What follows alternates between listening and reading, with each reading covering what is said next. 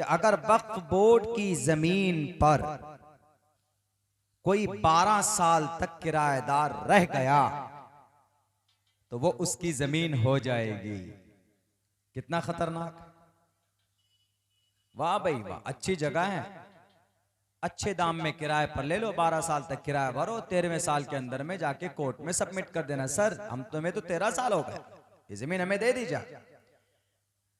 ये वाला जो मसला है ना, ये वाला मैं गारंटी के साथ कहता हूं कि ये वाला मसला, ये वाला जो सेक्शन डाला है, ये वाला जो मसला लाए हैं, ये कुछ नहीं, सिर्फ ये वो जो मुंबई में एक डुप्लीकेट वो एंटीलिया को बचाने के लिए, मुकेश अंबानी का है ना, एंटीलिया को बचाने के लिए वाला कानून आ रहा। क्यों? क्योंकि उन्होंने भी सन 2004 और 5 में जो जमीन खरीदी है वो जमीन वक्फ बोर्ड की। सन 2004 और 5 से वो ये कहेंगे कि भाई हमें तो बहुत दिन हो गए, ठीक है चलो हमारी जमीन नहीं होगी, वक्फ बोर्ड की है, लेकिन हम 4 और 5 से हमारा घर बना हुआ है, 4000 स्क्वायर फुट की जगह पे 27 माले का घर 21 करोड़ रुपए में खरीदा था। वो किसी मजार या किसी यतीम किसी का भी वक्फ बोर्ड की जमीन है, सुप्रीम कोर्ट में मामला चल रहा, लेकिन ये वाला शिक लाए तो इस वाले शिक की वजह से वो घर वो जमीन उनकी हो जाएगी, वो जमीन उनकी। क्यों? क्योंकि कानून ले आए। यानी एक आदमी को खुश करने के लिए तुम लाखों करोड़ों इंसानों के दिल को चीर कर निकल जाओगे, जगह नहीं मिलेगी तुम्हें नरक में भी। जो नरपति धर्म सो तुरंत नरक में हो जाता। अमित शाह जी, नहीं है आपको मालूम, आप सिर्फ राजनीति की धर्म और सिर्फ सियासत को जानते हैं, तो आप धर्मशास्त्र से बढ़कर नहीं है, आप भारत के संविधान से बढ़कर नहीं है। भारत का संविधान तो कहता ही है freedom to manage religious affairs, to establish and maintain institutions for religious and charitable purposes. Article number 26 में हम मुसलमानों की जमीन पर उंगली करने की आपको इजाजत नहीं है।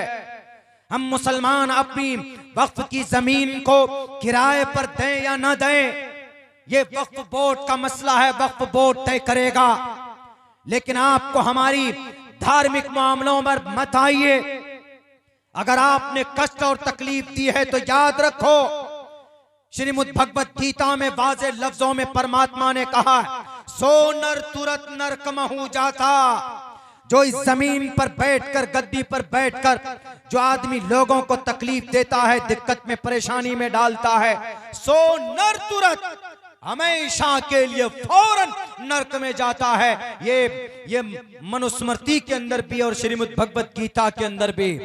अरे प्यार से रहो, मोहब्बत से रहो, देश तरक्की करेगा। ऋग्वेद में कहा गया, समगच्छध्वम संवदत्वम संवो मनानसी जामताम, कि एक साथ चलो, यानी हिंदू मुसलमानों को साथ लेकर चलो। सो नर तुरत समनामसी मामताम, एक साथ बोलो और एक साथ सोचो। इसलिए कि पुराने जमाने में जितने भी देवी देवता हुए हैं, अगर वो कोई मसला होता तो एक साथ बैठकर हल करते थे। जब राक्षस दुर्गम राक्षस को मारना था, दुर्गम राक्षस ने इसी तरह का जुल्म किया हुआ था। गरीब परेशान थे, लाचार बेबस इंसानों पर जुल्म होता था।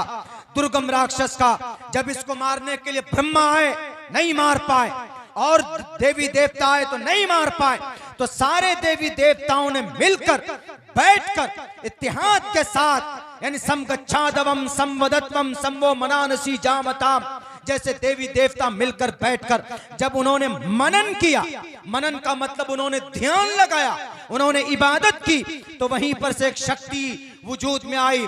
दुर्गम राक्षस के वध के लिए भगवती मां ने अवतार लिया, और उसी भगवती मां ने कहा कि बताओ देवताओं, मुझे तुमने क्यों बुलाया? ए ब्रह्मा मुझे क्यों बुलाया? ए विष्णु मुझे क्यों बुलाया? ए शिव मुझे क्यों बुलाया? बताओ क्या वजह पड़ी? तुम लोग नहीं हल कर सकते थे मामला, मुझे क्यों याद किया? बताओ। उन्होंने कहा कि भगवती मां एक दुर्गम राक्षस है, जिसके जुल्म से तंग आ चुके हैं ये गरीब लोग, ये आदिवासी, ये दलित लोग जैसे आज परेशान है, जैसे मुसलमान टोपी और दाढ़ी वाला परेशान है। आप सड़क के ऊपर में तांडव करो तो कोई गुनाह नहीं। मुसलमान 10 मिनट के लिए नमाज पढ़ेगा तो केस बुक हो जाता। मुसलमान अगर अपने घर की छत पर नमाज पढ़े तो उसको ड्रोन से देखते हो। उत्तर प्रदेश के अंधे और गूंगे और बहले लोगों, वहां जरा वहां की जुडिशरी और वहां के जितने भी पुलिस प्रशासन के लोग हैं, आप अगर इतनी मेहनत चोरों को, डाकुओं को पकड़ने में करते तो सन 2023 में सबसे ज्यादा मासूम बच्चियों की इज्जत लूटी गई उत्तर प्रदेश में। अगर आप ड्रोन का इस्तेमाल करते, कैमरे का इस्तेमाल करते तो समाज की बेटियों की इज्जत नहीं लूटी जाती। लेकिन आप नमाज पढ़ने वाले, जो नमाज में शुरू से लेकर आखिर तक रब्बे जुल जलाल की इबादत करता है, अमर और शांति के साथ नमाज पढ़ता, उसको देखने के लिए ड्रोन का इस्तेमाल कर रहे। वाह भाई वाह। भगवती माँ ने कहा कि ब्रह्मा मुझे क्यों बुलाया जरा बताओ। तो ब्रह्मा ने कहा कि भगवती माँ आपको तो मालूम ही है, आप अंतर्यामी है। अंतर्यामी का मतलब अलीमुम बिजातिस सुदूर, सीनों की बात को जानने वाले, भेद को जानने वाले। उसी को संस्कृत में, हिंदी में बोलते हैं आप तो अंतर्यामी है, अंतर की बात जानते हैं। उन्होंने कहा कि आप तो अंतर्यामी है भगवती माँ। कहा कि नहीं नहीं फिर भी बोलो जरा, मुझे बताओ क्या हुआ। कहा कि जो दुर्गम राक्षस है इससे लोग बहुत परेशान हैं, इनका खात्मा जरूरी है, हम लोगों से नहीं मर रहा, बहुत बड़ा राक्षस है, ताकतवर है, हम हार चुके। कहा कोई बात नहीं, हम काम किए देते। वो भगवती माँ औरत, उन्होंने रूप धारण की। यदा यदा ही धर्मस्य ग्लानिर्भवति भारताभ्युत्थानम धर्मस्य तदात्मानं सृजामः। श्रीमद् भगवत गीता में कहा कि जब कहीं पर कोई विनाश होता है तो ईश्वर आ जाता है। तो वो समझिए कि वो एक ईश्वर की भगवती माँ की शक्ल में वो आई। उन्होंने कहा कि ठीक है, तो उन्होंने दुर्गे माता का रूप इख्तियार किया और फिर भगवती का ये दुर्गम राक्षस का सर कलम कर दिया चंद सेकंडों में। उसी दिन से भगवती माँ का नाम पड़ा दुर्गा माता। दुर्गा माता तभी से नाम पड़ा, दुर्गम राक्षस को मारने की वजह से। तो बैरक है, जब सब लोग देवी देवता मिले तो एक राक्षस का खात्मा हुआ। तो इसीलिए भारत में जब हिंदू मुसलमान सब मिलेंगे तब तो चाइना जैसे जालिम से मुकाबला कर सकते, तब तो हम यहाँ की गरीबी से मुकाबला कर पाएंगे ना। नहीं जनाब, हम 2050 तक गद्दी पर बैठे रहेंगे, हम हुकूमत करेंगे, ये तो तानाशाही। हम जो कानून बनाएंगे मानना पड़ेगा। भारत के संविधान के खिलाफ अगर आपका कानून होगा तो आपके कानून के खिलाफ आवाज उठेगी। सुन लीजिए, अवाम से बढ़कर कोई नहीं। मेरे भाइयों, बड़ा संजीदा मामला है इस वक्त आपके देश में, हमारे मुल्क में। अगर इसके अब ये तो मामला सुप्रीम कोर्ट में जा चुका है, अब ये कानून बन चुका है। अब इसके अंदर कोशिश यही है हमारे अकाबिरीन की, हमारे दानिश्वर लोगों की, उनकी कोशिश यही कि किसी तरीके पर यह बिल पहले बात तो रद्द हो जाए, चूंकि ये संविधान के खिलाफ है। तो ये कोशिश पूरी है। ये अभी 16 तारीख से इसके ऊपर सुनवाई है। जो सुप्रीम कोर्ट का चीफ जस्टिस है, जो जजों का चीफ है, वही इसकी सुनवाई करेंगे। लेकिन ये बिल पास हुआ कैसे? क्या हम रोक नहीं सकते भारत में ऐसे बिल? रोक सकते। कैसे रोक सकते? मैं बताता हूं। देखिए, ये बिल पास होने के लिए 272 वोट चाहिए था पार्लियामेंट में। 272 वोट पार्लियामेंट में, 272 वोट जिधर भी हो, किसी भी मामले में बिल 3 जगह पर लेकर जाया जाता है। एक पार्लियामेंट में पास हो गया, अगर वहां अक्सरियत लोगों की आ गई कि हाँ ये बिल पास होना चाहिए, बहस होती है, उसके बाद वो बिल चला जाता राज्यसभा में। वहां पर भी कुछ मेंबर होते हैं, तकरीबन 236 टोटल मेंबर होते हैं। पार्लियामेंट में 545 मेंबर होते हैं, मेंबर ऑफ पार्लियामेंट। तो राज्यसभा में 236 होते हैं। तो ये राज्य लोग, पार्लियामेंट और राज्यसभा में बिल पास हो गया तो तीसरा काम होता है राष्ट्रपति का। अभी राष्ट्रपति एक लेडीज है, मुर्मू, तो उनके पास अगर दोनों सदन में बिल पास हो जाए, अगर राष्ट्रपति सिग्नेचर ना करे, रोक सकती है, राष्ट्रपति को इतना पावर होता। लेकिन जैसे ही राष्ट्रपति का दस्तखत हो जाए तो वो बिल कानून बन जाता है, कानून बन गया। अब अगर किसी को उस कानून पर एतराज है तो वो सुप्रीम कोर्ट जा सकता है, हाई कोर्ट जा सकता है, या फिर मामला यह है कि वो कानूनी एतबार से पसंद नहीं है तो वो प्रोटेस्ट कर सकता है पुरअमन तरीके पर। To assemble peacefully without arms, article number 19 के अंदर लिखा, वो कर सकता है। तो हम लोग वही करने जा रहे हैं, लोग कर भी रहे। तो ये बिल कैसे रोक सकते थे? ये बिल रोक सकते थे अगर हमारे पास 35 मेंबर ऑफ पार्लियामेंट होते या कम से कम 50 होते। क्या 545 में से क्या मुसलमान सारे मिल्ली जमात मिलकर, जमीयत उलमा, मुस्लिम पर्सनल लॉ बोर्ड, अमारत शरिया, जमात इस्लामी, सारे मकातबे फिक्र के लोग, मकतब बरेलवी मकतबे फिक्र के लोग, अहले हदीस मकातिब के लोग, देवबंदी मकातिब के लोग, सारे मसलक के लोग अगर मिलकर एक यूनिटी बना, एक कमेटी बनाए, सब मिलकर, क्या भारत के अंदर 50 MP नहीं बना सकते आप? 50 तो दूर की बात, आप तहकीक कर लीजिए, अगर ये सब मिल गए तो कम से कम 90 MP बनाया जा सकता है लोकसभा में हमारे अपने। लेकिन अपने नहीं, हम दलितों को भी साथ लेंगे और हमारे तकरीबन भारत के अंदर ऐसे भी हिंदू हैं जिनकी बड़ी तादाद 60 से 65% सेक्युलर हिंदू भी, हम उनको भी लेकर, कम से कम दलितों को लेकर, ये सारी मिल्ली जमातें मिलकर अगर एक कैंडिडेट दे, जैसे सपोज दैट किशनगंज है, किशनगंज से हमारी तमाम मिल्ली तंजीमों के मशवरे से सिर्फ एक कैंडिडेट हमारा खड़ा होगा, और हम सिर्फ इसलिए खड़ा करेंगे कि भाई हमें एक कैंडिडेट को वोट दीजिए। कोई किसी पार्टी से अगर आएगा हमें वोट देने की जरूरत नहीं है। क्यों जनाब? इसलिए कि इनको वोट देते हैं, लोकसभा में बिल पास होता है तो इनके MP कभी भी वहां पर हमारी मदद नहीं करते।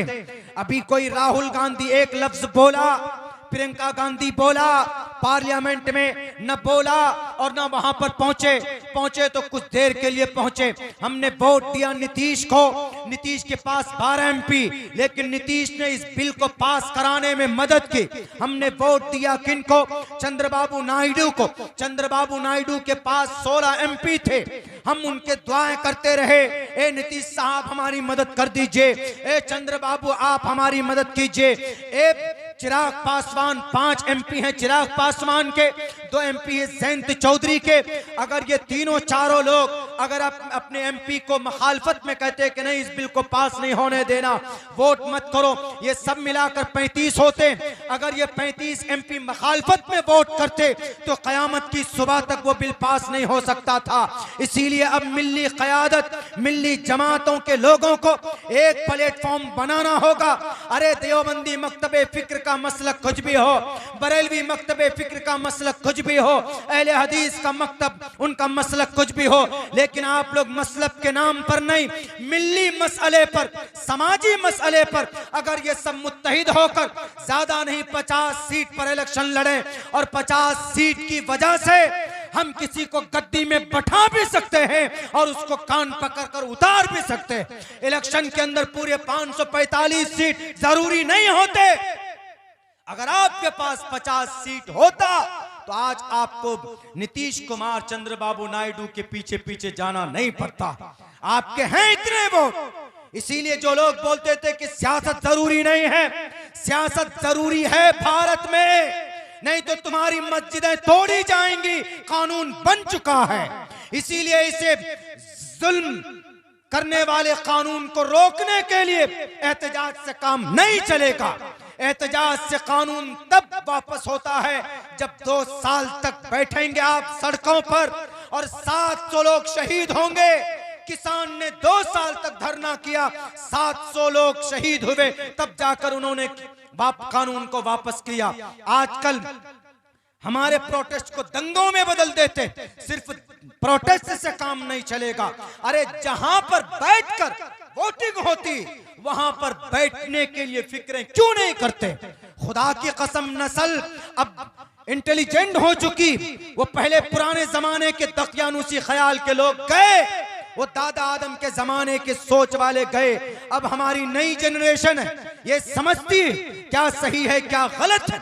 अगर 50 MP आप पार्लियामेंट में भेजें तो इंशाअल्लाह जो जालिमाना कानून बनता है हम उसको रोक सकते हैं। इसीलिए मेरा एक मशवरा तमाम मिल्ली जमातों से, आप मसलक के बुनियाद पर नहीं, आप जालिम और देश के संविधान को रोकने के लिए सियासत में कदम बढ़ाइए, लोगों को मुत्तहिद कीजिए।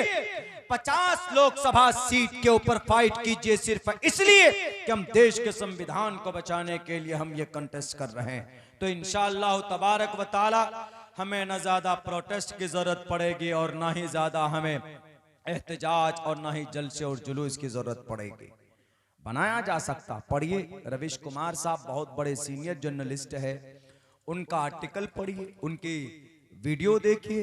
वो साफ कहते हैं कि भारत के अंदर अगर मुसलमान सिर्फ अपने वोट से, हालांकि यहाँ कोई किसी का वोट ले सकता, लेकिन अगर मुसलमान चाहे कि अपने वोट दें तो ऐसी 90 सीट बन सकती है मुसलमानों की, मिल सकती। लेकिन ये कब होगा? ये जब होगा जब सारे लोग होंगे। क्यों?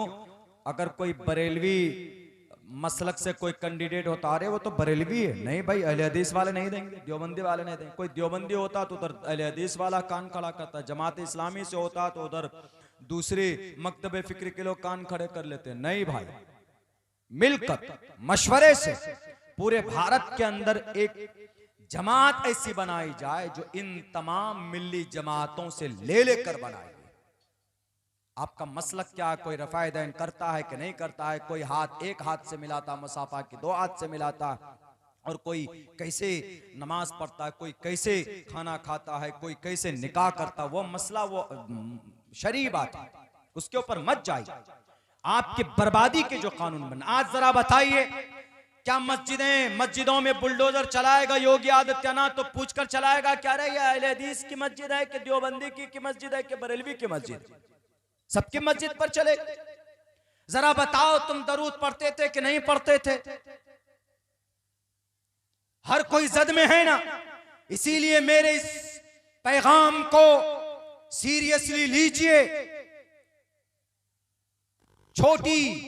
छोटा मुंह लेकिन कौम और समाज के लिए अगर इस पर अमल किया जाए तो इंशाअल्लाह बड़ा मसला, बड़े मसले का हल हो सकता। इसीलिए अब सिर्फ एहतजाज और लेटर पैड पर विरोध नहीं, मैदान पर उतरकर काम कीजिए। मैदान पर उतरकर पूरे भारत के अंदर जो इस वक्त 20 से 35-40 करोड़ मुसलमान हैं आज की तारीख में, सबके बीच में पहुंचे, हर गांव तक पहुंचे। और जो दलित दबे कुचले लोग उनको भी लीजिए साथ है। बहुत से ऐसे दलित लोग हैं जो आपसे ज्यादा जुल्म के शिकार, वो आपके साथ खड़े हैं। बहुत से ऐसे हिंदू हैं, बहुत से ऐसे सिख हैं जो आपके साथ खड़े। मेरे भाइयों, बस मैं यही कहूंगा कि हालात बहुत खराब हैं। इन हालात को अगर इनको रोकना है, इनसे मुकाबला करना है, तो बस यही एक सूरत है कि जहां से आपके बर्बादी की लाइन लिखी जाती है उन जगह पर जाकर बैठिए ताकि जालिम के कलम को आप रोक सकें। और दूसरा पैगाम मेरा आखिर में यही है कि जो मस्जिद हम आबाद कर रहे हैं, ये बना रहे हैं, इन मस्जिद को बनाने के साथ साथ इन मसाजिद को आबाद करने की सख्त ज़रूरत है। हम सिर्फ प्रोटेस्ट, एहतजाज, इंटरव्यू, चीखना चिल्लाना, सड़कों पर निकलना, इससे मामले का हल जो होगा वो तो है ही, लेकिन यह है कि इन सब से बढ़कर अल्लाह से क़ुर्बत, अल्लाह से मदद, अल्लाह से दुआ बहुत ज़रूरी। क्योंकि जंग बदर में जनाब मोहम्मद रसूलुल्लाह सल्लल्लाहु अलैहि वसल्लम एक तरफ सामने काफिर के सामने खड़े थे अपनी जंगों को लेकर। बस मुख्तसरन अपनी बात ख़त्म करके अपनी बात मुकम्मल करता हूँ। तो एक तरफ सहाबा इकराम की जमात, भले ही हाथ में एक डंडे, टूटे हुए डंडे लेकर खड़े थे, तलवारें भी पूरी नहीं थी, नेज़े तीर कमान भी नहीं थे, लेकिन उन्होंने टूटे हुए डंडे लेकर, लाठी लेकर खड़े हुए और फिर अल्लाह के नबी अलैहिस्सलातु वस्सलाम दुआ में गिर गए, जाकर अपने हुजरे में, अपने जो भी उन्होंने खेमा बनाया था उसके नीचे सजदे में अल्लाह के नबी सजदे में पेशानी रगड़ रहे हैं, दुआ कर रहे हैं, और इधर मैदान में लड़ भी रहे हैं। दोनों हमारे लिए जरूरी, अल्लाह तबारक व तआला से नुसरत मांगना, दुआ मांगना और अल्लाह से कुर्बत बढ़ाना, और फिर मैदान में निकलकर जुल्म के खिलाफ आवाज बुलंद करना भी एक मदद है। जुल्म के खिलाफ आवाज बुलंद करना भी इबादत है। अल्लाह के नबी ने फरमाया उनसुर अखाका ज़ालिमन और मजलूमन, मजलूम की मदद करो लेकिन जालिम की भी मदद करो, और जालिम की मदद उनको जुल्म से रोक कर। पूरी दुनिया खामोश बैठी हुई है, और यह है कि जो लोग ताकतवर हैं, जिनको अल्लाह ने पावर दिया, ओहदा दिया, जो वो कुछ कर सकते हैं, अल्लाह उनको भी हिम्मत दे। खुसूसन गजा पट्टी के मासूम बच्चों के लिए दुआ कीजिए, दुआ में उनको याद रखिए, उनका कोई पुरसाने हाल आज नहीं, उनके घर तोड़ दिए गए, उनके कम से कम 22 से 23 हजार मासूम बच्चों को शहीद कर दिया गया। इसीलिए मेरे मुसलमानों, अल्लाह से कुर्बत बढ़ाइए। मस्जिद आप लोगों ने बनाई है, इस मस्जिद को अपनी नमाजों से आबाद कीजिए। नौजवानों से कहूँगा कि बहुत ही ज़्यादा नाजुक हालात है, आप मस्जिद के अमल से जुड़िए। सिर्फ IPL में टीम बनाकर समस्या हल नहीं होगा। आप 50 रुपए एक दिन में खर्च कर देते हो, और 60 दिन तक मैच चलेगा। ये जब से शुरू हुआ 75 मैच खेले जा रहे हैं, और उनमें आप 50 रुपए लगाते हो, 60 दिन में आपके 3000 रुपए चले गए। और ये 3000 रुपए अगर आप मस्जिद की तामीर में दे देते, तो ये कल क़यामत में जहां पूरी दुनिया परेशान होगी, वहां पर आपको ये पैसे नेकी की शक्ल में मिल जाती। या फिर आप इस जमीन पर दुआ करते, इन पैसों का वास्ता देकर जो आपने ताउन की शक्ल में मस्जिद के लिए आपने की है, तो अल्लाह तबारक व तआला आपके बड़े मसले का हल कर सकता। लेकिन ये जब ही होगा जब आपके दिल के अंदर उसकी अहमियत होगी, और जब अहमियत नहीं होती है तो फिर अल्लाह की तरफ से फिर कुछ होता नहीं। इसीलिए कोशिश करो, कदम बढ़ाओ, अल्लाह से कुर्बत बढ़ाइए, मस्जिद को आबाद कीजिए। इंशाअल्लाह तबारक व तआला अल्लाह आज भी अल्लाह की मदद आपके इंतज़ार के लिए खड़ी है। बहुत बहुत शुक्रिया, जज़ाकल्लाह। अस्सलामु अलैकुम व रहमतुल्लाहि व बरकातहू।